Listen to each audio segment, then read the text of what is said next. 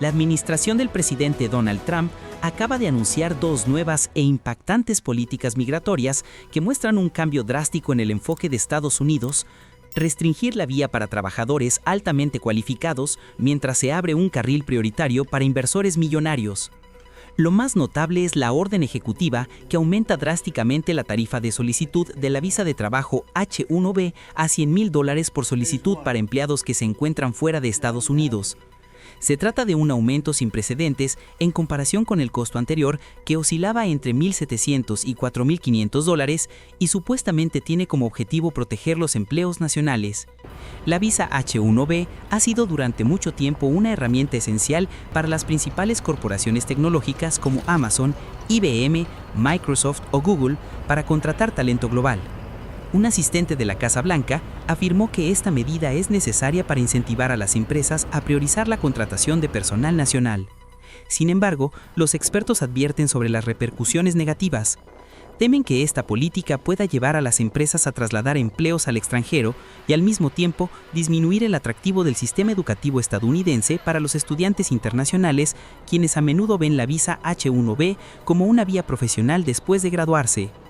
Paralelamente a la restricción de las visas de trabajo, la administración Trump ha presentado oficialmente el programa de la tarjeta dorada, valorado en $1 millón. Esta iniciativa abre una vía rápida de inmigración para inversores extranjeros adinerados, y el Departamento de Comercio espera que pueda recaudar hasta $100,000 millones para el presupuesto federal. No obstante, la iniciativa enfrenta escepticismo legal. Muchos expertos legales sostienen que el presidente no puede crear una nueva categoría de visa sin la aprobación del Congreso. Advierten que el programa de la tarjeta dorada podría enfrentar desafíos legales por crear un carril prioritario que genera desigualdad, lo cual contraviene los principios de inmigración basados en habilidades o relaciones familiares. Estos cambios continúan demostrando la postura dura y la clara prioridad económica de la administración del presidente Trump. Prometen generar intensos debates sobre el futuro del mercado laboral, el entorno de inversión y los valores fundamentales del sistema de inmigración de Estados Unidos. El 19 de septiembre de 2025, el Consejo de Seguridad de las Naciones Unidas no aprobó el proyecto de resolución destinado a levantar de manera permanente las sanciones contra Irán, pero Teherán y las principales potencias europeas aún disponen de 8 días para intentar alcanzar un acuerdo sobre el aplazamiento. El Consejo de Seguridad de la ONU, compuesto por 15 miembros, fue convocado a votar sobre el proyecto de resolución el 19 de septiembre, después de que Reino Unido, Francia y Alemania iniciaran un proceso de 30 días el 28 de agosto para reimponer las sanciones de la ONU, acusando a Teherán de incumplir el acuerdo de 2015 con las potencias mundiales destinado a impedir que Irán desarrollara armas nucleares. Irán niega tener tal intención. Rusia, China, Pakistán y Argelia votaron a favor del proyecto de texto el viernes. 9 miembros votaron en contra y 2 se abstuvieron. La votación del Consejo de Seguridad ahora ha abierto una semana de intensa diplomacia, mientras los líderes mundiales, incluido el presidente iraní, Masoud Pezeshkian, se encuentran en Nueva York para asistir a la sesión anual de alto nivel de la Asamblea General de la ONU. La puerta a la diplomacia no está cerrada, pero será Irán, y no sus oponentes, quien decida con quién dialogar y sobre qué base. El resultado dividido de la votación demuestra que no existe consenso en el Consejo. Esta decisión debilita la diplomacia y corre el riesgo de acarrear consecuencias peligrosas para la no proliferación de armas. ¿Está dispuesto el ministro de Asuntos Exteriores de Irán, Abbas Araghchi, a reunirse con sus homólogos europeos en Nueva York? Sí, tendremos otra reunión con nuestros socios. Reino Unido, Francia y Alemania han propuesto aplazar la reimposición de las sanciones por un máximo de 6 meses, para dar espacio a las negociaciones sobre un acuerdo a largo plazo respecto al programa nuclear de Teherán. Si Irán restablece el acceso a los inspectores nucleares de la ONU, aborda las preocupaciones sobre sus reservas de uranio enriquecido y participa en conversaciones con Estados Unidos. Por separado, los aliados estratégicos de Irán, Rusia y China, finalizaron a finales del mes pasado un proyecto de resolución del Consejo de Seguridad para prorrogar el acuerdo de 2015 durante 6 meses más, y pidieron a todas las partes reanudar inmediatamente las negociaciones.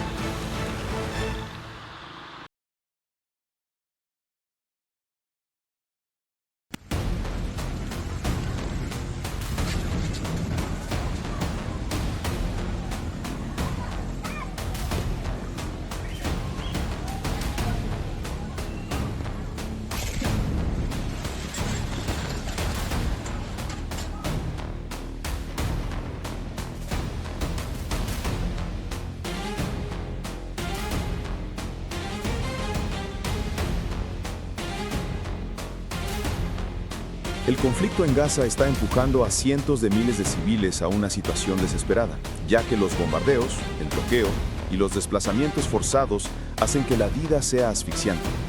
Desde hospitales y escuelas hasta las calles, todo se ha convertido en refugios improvisados, reflejando la intensidad sin precedentes de los combates. Mientras tanto, una creciente ola de opinión pública internacional está ejerciendo presión para que las partes encuentren una solución política que detenga la tragedia humanitaria en curso.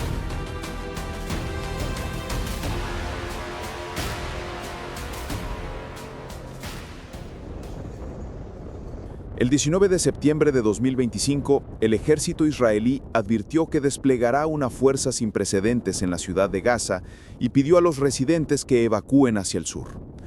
Humo denso envuelve la franja de Gaza, acompañado de explosiones, mientras Israel continúa su ofensiva terrestre en la ciudad de Gaza. Al mismo tiempo, Israel anunció el cierre de la principal ruta de evacuación, que solo estuvo abierta durante 48 horas desde el mediodía del miércoles, mientras sus tanques avanzaban por dos carreteras principales hacia el centro de la ciudad. El día anterior, los tanques israelíes se acercaron al centro de la ciudad a través de dos entradas principales, mientras las líneas telefónicas e internet estuvieron cortadas durante varias horas, lo que generó temores sobre una escalada significativa en las operaciones militares en esta región. El oeste de la Franja de Gaza está ahora abarrotado de civiles desplazados. Estas áreas incluyen el Hospital Al-Shifa y el puerto de Gaza, que se han convertido en refugios improvisados llenos de carpas. Estoy evacuando desde el campo de refugiados Al-Shati, en Gaza, hacia Di Al-Bala, caminando. Como puedes ver, usando un carrito pequeño. Me fui porque los tanques se acercaron demasiado y tengo miedo de morir. En este momento, estoy yendo de un lugar a otro. Acabamos de huir de Sheikh Radwan al Hospital Al-Shifa. La situación es muy grave. Escuchamos el sonido de los tanques y helicópteros. No hay ningún lugar seguro en toda Gaza, porque quieren expulsar a todos los residentes de la Franja de Gaza. Incluso si nos trasladamos al sur, al final seguirán obligando a todos a evacuar. Salimos de Zeitún y fuimos a Nabulsi. Desde Nabulsi, los aviones nos ordenaron ir al sur de Gaza. Durante 3 días estuvimos en el coche y no encontramos ningún lugar. Terminamos en la calle. Nadie nos mira. Los bombardeos. Queremos irnos. No sé a dónde nos llevarán al final. Esto no es vida. Esto es la muerte. Terminamos viviendo en nuestra casa. Dejamos nuestras tierras y hogares. Todo está destruido. Todo se derrumbó sobre nosotros. Estábamos en escuelas y las escuelas se derrumbaron sobre nosotros. Huimos de la muerte. ¿Cuál es nuestra culpa? ¿Somos responsables del 7 de octubre? ¿O somos Hamás? Quiero entender quién de nosotros es Hamás. Miren, ¿quién de nosotros es Hamás? ¿Qué hemos hecho? ¿Qué crimen hemos cometido? ¿Qué tenemos que ver con todo esto? ¿Qué crimen hemos cometido? No encontramos comida, no encontramos agua. ¡Qué vergüenza para ustedes! Mírennos, ¡qué vergüenza para ustedes! Que Dios se vengue de todos ustedes. ¡Qué vergüenza para ustedes! No encontramos comida. No hay dinero. Caminamos la mitad del camino porque no tenemos dinero para pagar el transporte. 60 días de alto al fuego y luego volvemos a lo mismo. Es inútil. Lo que están haciendo es inútil. Queremos una solución. Israel ha declarado que el ataque para tomar el control de la ciudad de Gaza forma parte de un plan para derrotar al grupo armado palestino Hamás. Este ejército ha lanzado folletos instando a los residentes a huir hacia un área humanitaria designada en el sur del territorio.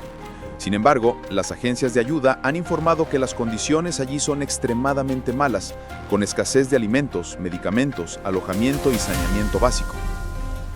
Mientras el conflicto en Gaza continúa escalando con consecuencias catastróficas para los civiles, la ola de reacciones en la arena internacional también se intensifica. Los países occidentales están comenzando a tomar medidas diplomáticas notables para presionar a Israel y promover una solución política al conflicto. En este contexto, el presidente francés Emmanuel Macron se prepara para viajar a la ONU en Nueva York el 21 de septiembre, con el fin de reconocer al Estado palestino. Anteriormente, el señor Macron había anunciado una carta enviada al presidente de la Autoridad Palestina, Mahmoud Abbas, confirmando la intención de Francia de proceder con el reconocimiento y trabajar para convencer a otros socios de hacer lo mismo. Desde su anuncio, Reino Unido, Canadá, Australia y Bélgica han seguido su ejemplo, aunque Londres indicó que podría retrasar esta decisión si Israel toma medidas para aliviar la crisis humanitaria en Gaza y se compromete con un proceso de paz duradero. Francia alberga las comunidades judía y musulmana más grandes de Europa y el debate público sobre Gaza se ha intensificado desde que comenzó el conflicto hace 2 años. Macron ha criticado públicamente el antisemitismo y ha fortalecido la seguridad para proteger sinagogas y otros centros judíos en respuesta a incidentes antisemitas relacionados con el conflicto en Gaza. El presidente de la entidad representativa de las organizaciones judías en Francia, Jonathan Arfi, ha declarado que la decisión de Macron podría agravar el antisemitismo en Francia y aumentar el clima de opresión ya existente contra los judíos en el país. Creemos que el reconocimiento del Estado palestino llega en un momento muy delicado, muy tenso en el debate público en Francia. Y me preocupa que pueda empujar a la extrema izquierda un estado de frenesí en el debate público sobre Gaza. Y este frenesí, lamentablemente, contribuirá a crear un ambiente difícil y opresivo para los judíos. Creemos que el hecho de que Hamás aún mantenga el poder, que todavía retenga rehenes, debería hacer que el reconocimiento del Estado palestino sea considerado con cautela. Apoyamos la paz entre israelíes y palestinos lo antes posible, pero creo que primero, lamentablemente, debemos cerrar los eventos del 7 de octubre, que esta guerra termine lo antes posible, y luego abrir una nueva etapa, que es la etapa de la paz. Para los activistas que han salido a las calles por toda Francia desde que Israel lanzó el conflicto en Gaza hace casi 2 años, el reconocimiento del Estado palestino se considera un paso notable, aunque tardío y menos significativo, en comparación con la demanda de poner fin a las acciones agresivas de Israel. Él era un gesto, un poco tarde, no podemos culparlo por eso. Solo podemos felicitarlo por este gesto. Pero debemos recordar que Francia es el país número 148 en reconocer al Estado palestino. Y la prioridad ahora es la masacre en Gaza. La gente está muriendo de hambre, muriendo bajo las bombas. Estamos presenciando el colapso de los últimos edificios. Todas estas manifestaciones débiles y estos giros alrededor de reconocer algo que ni siquiera sabemos qué es, mientras hoy los palestinos están muriendo, siendo asesinados en un genocidio, esto no es una prioridad para mí. Que se realice este reconocimiento está muy bien, pero la prioridad es detener la venta de armas a Israel.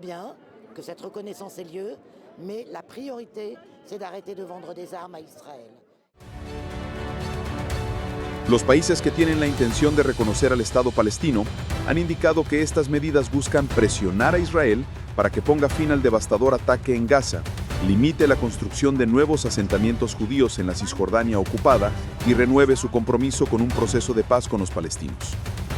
La situación en Gaza continúa sumida en una espiral de violencia y crisis humanitaria, mientras los esfuerzos diplomáticos de la comunidad internacional se han limitado hasta ahora a declaraciones y gestos simbólicos.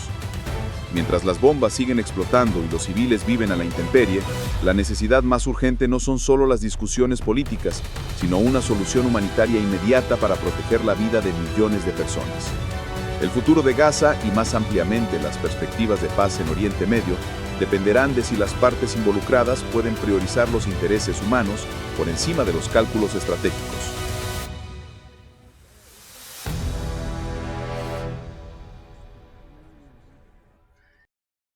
El gobierno de Estonia acusó a 3 aviones militares rusos de violar el espacio aéreo estonio durante 12 minutos el 19 de septiembre de 2025, calificándolo como una incursión descarada y sin precedentes. El incidente ha provocado una fuerte ola de reacciones por parte de los líderes europeos, activando medidas diplomáticas de emergencia y generando la preocupación de que Rusia esté probando deliberadamente la preparación de la alianza de la OTAN.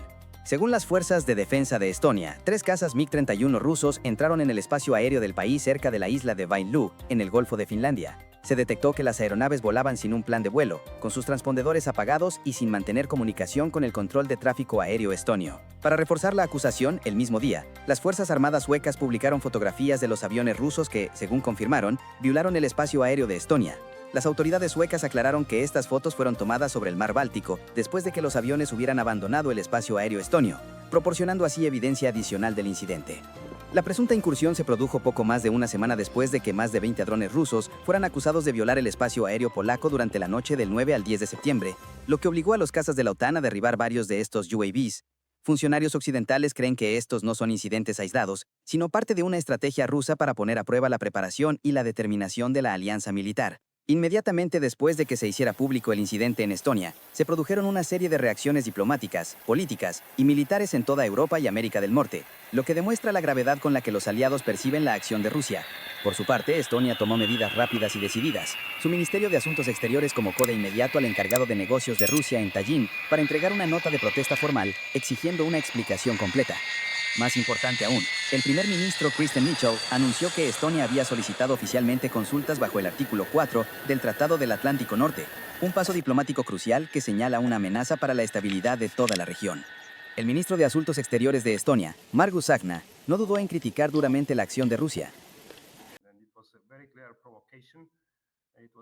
Es una provocación muy clara, definitivamente intencionada, y por eso también hemos pedido consultas políticas bajo el artículo 4. Si juntas todo lo que ha sucedido en las últimas semanas, me refiero a los ataques a Polonia con 19 drones, esto es una prueba sistemática de la OTAN. Por eso hemos pedido a nuestros aliados de la OTAN, que también han mostrado una unidad muy clara, que discutamos qué podemos hacer por los países bálticos y el flanco oriental, porque está claro que Putin ha comenzado un nuevo nivel de desafío y provocación a la OTAN, así que esta es una respuesta apropiada por nuestra parte. Putin solo entiende el lenguaje de la fuerza, por lo que necesitamos aumentar el apoyo militar a Ucrania, necesitamos aumentar la presión sobre Putin con más sanciones, más aranceles, también necesitamos tomar la decisión final de empezar a usar los activos rusos congelados. Y si hablamos de sus provocaciones contra la OTAN, debemos mostrar que estamos unidos, estamos listos, podemos aumentar nuestras capacidades. Para nosotros es importante que la OTAN muestre y envíe un mensaje a Putin y públicamente a nuestros aliados de que la OTAN está unida y que tomamos esta situación muy en serio, porque la situación es realmente muy seria.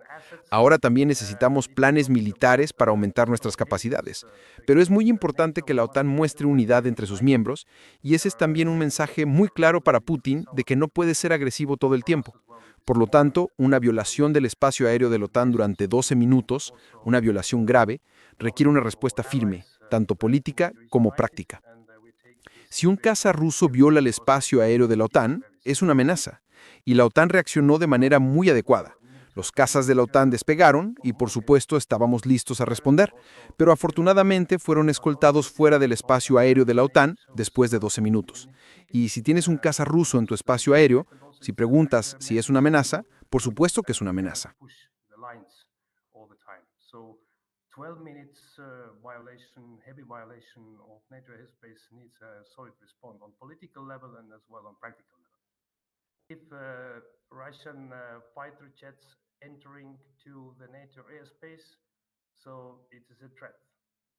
And also NATO responded in a very adequate ways. NATO fighters went up, and of course we had all the readiness to respond. But yes, happily, they were escorted after 12 minutes out from NATO airspace. And if you have Russian fighters in your airspace, if you ask, is it a threat? Of course it is a threat. Los países vecinos de Estonia, que comparten fronteras y una historia compleja con Rusia, expresaron una fuerte solidaridad e hicieron llamamientos específicos para fortalecer las defensas de la región. La ministra de Defensa de Lituania, Dovile Sakaliani, destacó la necesidad de medidas militares tangibles para hacer frente a la creciente amenaza. Propuso fortalecer una iniciativa de defensa regional.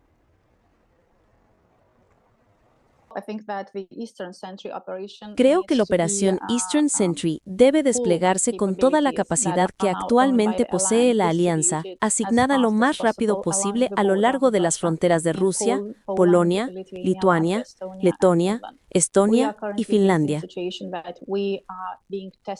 Actualmente, nos enfrentamos a una situación en la que somos puestos a prueba todos los días. Que un dron o un avión que entra en nuestro territorio esté desorientado o desorientado por las defensas aéreas ucranianas o que se considere una provocación, en realidad no importa.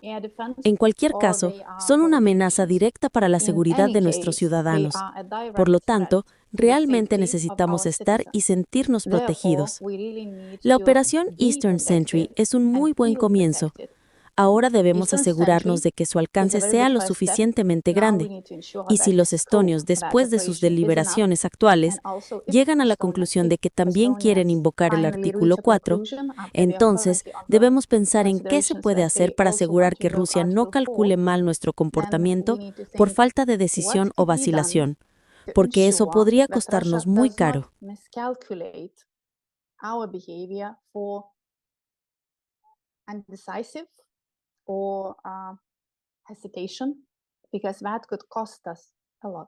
Las reacciones de las instituciones y líderes de toda Europa fueron unánimes en condenar la acción de Rusia y enfatizar la unidad. La jefa de política exterior de la Unión Europea, Kaja Kallas, describió el incidente como un acto de provocación extremadamente peligroso y ofreció un análisis de la estrategia de Rusia.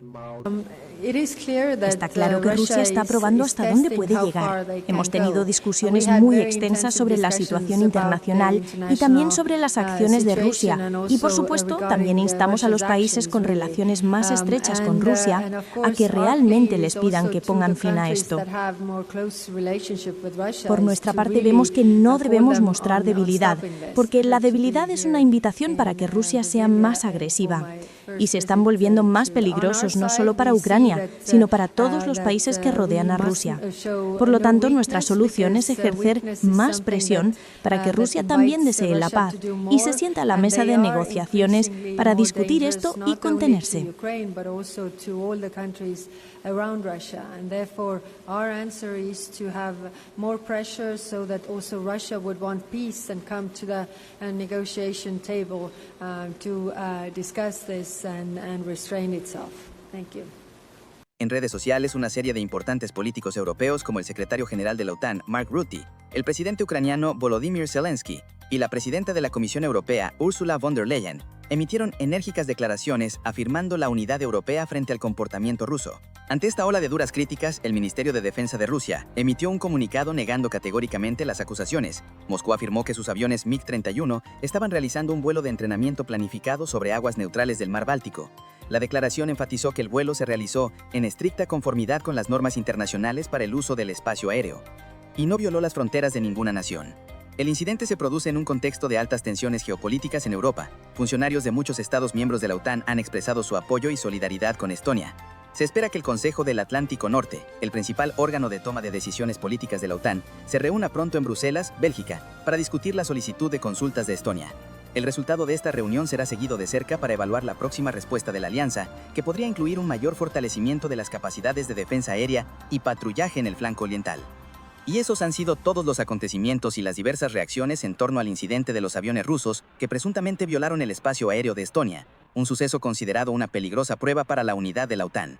Deja tu opinión en la sección de comentarios de abajo, y si este video te ha proporcionado información útil, no olvides darle like, compartir y suscribirte al canal para recibir los análisis político-militares internacionales más profundos. Gracias por vernos.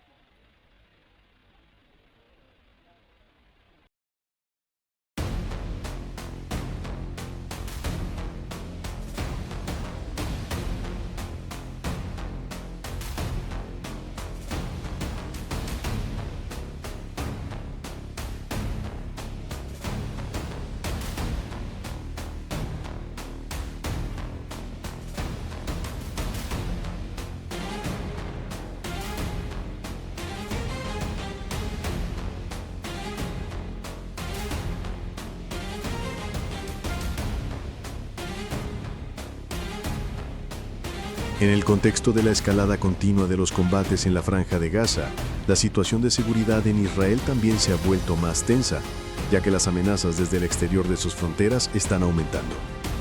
Los ataques con drones y misiles transfronterizos, junto con la intensa actividad militar en múltiples frentes, están sumiendo a la región en una nueva espiral de violencia, con graves consecuencias tanto para israelíes como para palestinos.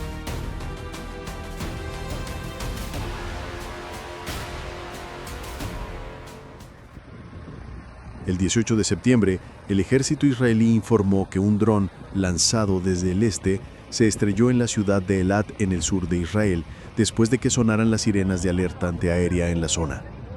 La policía israelí indicó que las fuerzas competentes están manejando las consecuencias del incidente del dron, que causó daños materiales, pero no víctimas. Los medios israelíes reportaron que el dron fue lanzado desde Yemen y cayó en una zona de hoteles en Elat. El grupo Houthi en Yemen ha estado disparando contra Israel y atacando rutas marítimas, afirmando que estas acciones son una muestra de solidaridad con los palestinos en Gaza. La mayoría de las decenas de misiles y drones lanzados han sido interceptados o se han estrellado antes de llegar a su destino. Israel ha llevado a cabo una serie de ataques aéreos en represalia. El mismo día en Gaza, los residentes locales informaron que tanques israelíes aparecieron en 2 áreas de la ciudad de Gaza, consideradas como la puerta de entrada al centro de la ciudad, mientras que las conexiones de internet y telefonía en toda la franja de Gaza fueron cortadas, una señal de que las operaciones terrestres podrían intensificarse de inmediato. Las fuerzas israelíes actualmente controlan los suburbios del este de la ciudad de Gaza y en los últimos días han concentrado sus ataques en los barrios de Sheikh Radwan y Tel al-Hawa.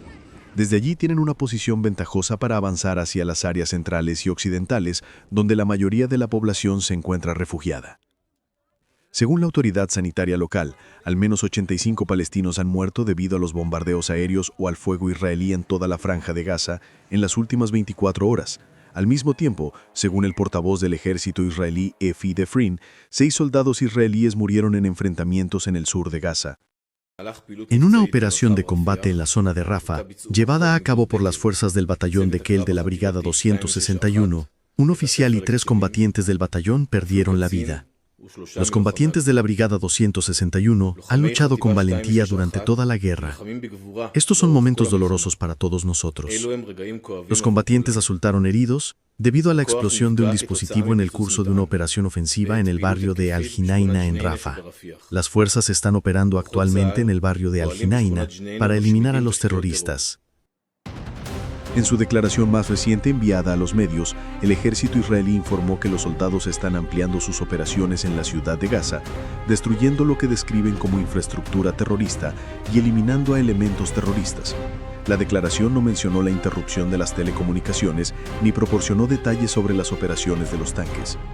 El ejército también indicó que continúa operando en Khan Yunis y Rafah en el sur.